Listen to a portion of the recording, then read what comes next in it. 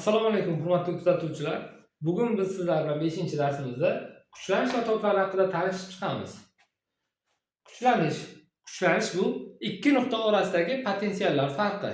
Potensial esa bir nuqtadagi zaryadning energiya holati.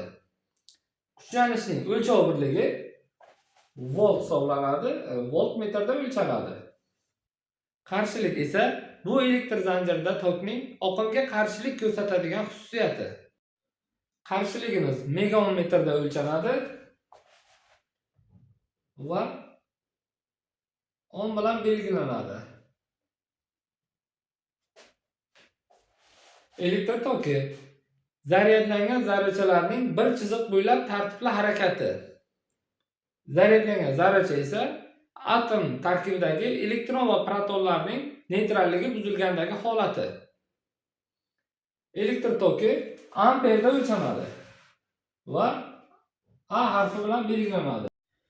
Elektr yoyi bu ikki o'tkazgich orasida havo ionlashib, tok yorqin nur va kuchli issiqlik bilan o'tadigan hodisa.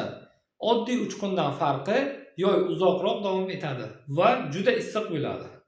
O'zgarmas tok vaqt birligida miqdori va yo'nalishi o'zgarmaydigan toklar o'zgarmas toklar deyiladi.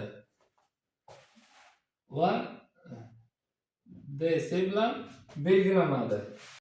O'zgaruvchan tok esa yo'nalishi va miqdori o'zgarib turadigan toklar o'zgaruvchan toklar deyiladi va AC bilan belgilanadi. Uchta bir fazali elektr zanjirini birlashtirgan elektr zanjir uch fazali o'zgaruvchan tok elektr zanjiri deyiladi va ABC harflari bilan belgilanadi.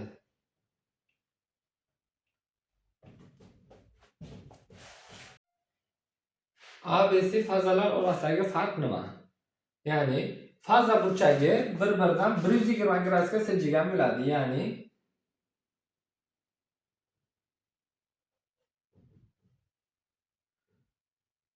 sinxron motorlarda bo'ladi, sinxron generatorlarda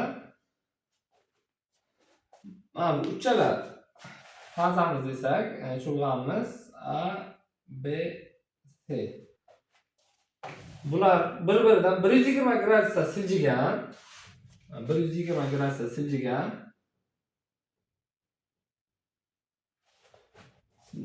Bularni chastotasi, tebranish chastotasi bir xil bo'ladi. Faqat boshlang'ich vaqti farqli bo'ladi. Ya'ni o'rtadagi rotorimiz aylangan vaqtda birinchi A faza keladi, keyin B faza, keyin C faza. Chastotasi bir xil, ammo boshlang'ich vaqti farqli bo'ladi. Quvvat deb bajarilgan ishni son jihatdan teng bo'lgan fizik kattaligi, o'lchov birligi watt. Ya'ni W harfi bilan belgilanadi. Aktiv quvvat esa foydali ish bajarishga sarf bo'lgan quvvat. Reaktiv quvvat esa foydali ish bajarmaydi, ammo induktivlik bor joyda magnit maydon hosil qilishga sarf bo'ladi. O'lchov birligi var.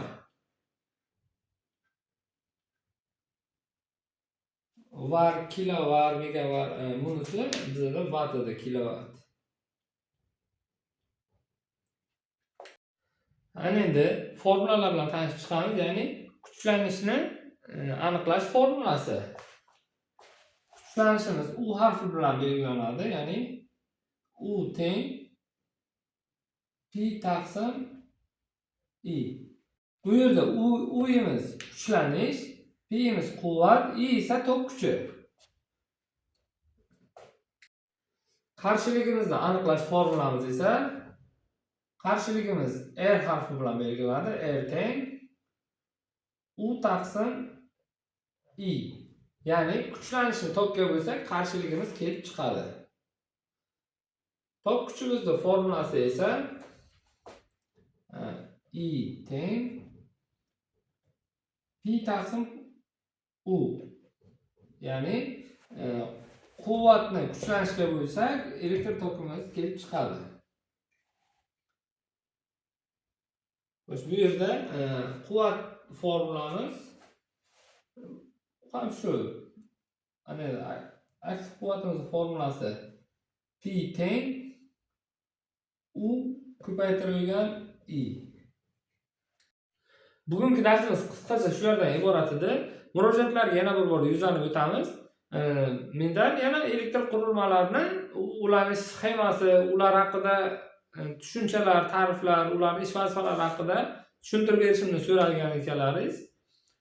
Yana bir bor aytaman, YouTube kanalimda shorts videolar, qisqa videolar bo'limiga o'tinglar. Shorts videolar bo'limida o'sha yerda qo'ldan kelgancha iloji boricha barcha topilgan ma'lumotlarni qisqa tushunarli, aniq video qilib, ularning sxemalari va ularni ish bajarish xususiyatlari haqida yoritib o'tilgan.